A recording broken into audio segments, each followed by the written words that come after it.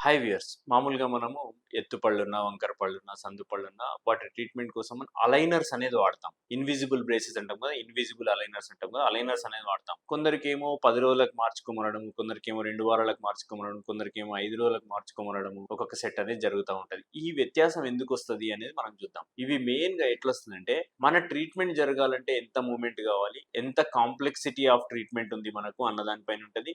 Plus patient యొక్క age plus అంతే గాకుండా మనం ఏ రకమైన అలైనర్స్ తీసుకుంటున్నాము, ఏ బ్రాండ్ అలైనర్స్ తీసుకుంటున్నాము అనేది గూడా ఉంటది. సో, ఒకవేళ పేషెంట్ ఏజ్ యంగ్ ఉందనుకోండి, లైక్ ఇప్పుడు ఇన్విజిలైన్ ఫస్ట్ అని చిన్న పిల్లల్లో చేస్తాం. చేసినప్పుడు ఏమైతది, వాళ్ళకు 1 వీక్ ఒక సెట్ గూడా చేంజ్ జేయొచ్చు. లేదా అట్లా గాకుండా కొంచెం ఏజ్ ఎక్కువుంది అంటే గనక అరౌండ్ 2 వీక్స్‌కి చేయమని జెప్తాం. అంతే గాకుండా ఇప్పుడు మనకి ఓన్లీ కొంచెం స్పేసెసే ఉన్నాయి. ఓన్లీ స్పేసెసే ఉన్నప్పుడు మనం 10 డేస్‌కోసారి గూడా చేంజ్ జేయొచ్చు. అట్లా గాకుండా ఎత్తు, వంకర ఉన్నాయి, మనం 2 పళ్ళు తీసి వాటిని వెనకకి చేసేసి చేస్తున్నాం ట్రీట్మెంట్ కాంప్లెక్స్ అంటే అక్కడ మూవ్‌మెంట్స్ అనేది మనం స్లోగా ఇయ్యాల్సొస్తది. అప్పుడు 2 వీక్స్ వాడాల్సుంటది. సో, మీకు గనక ఇట్లాంటి డౌట్ ఉంటే మీ స్మైల్ పిక్చర్ మాకు పంపియండి. We will get back to you.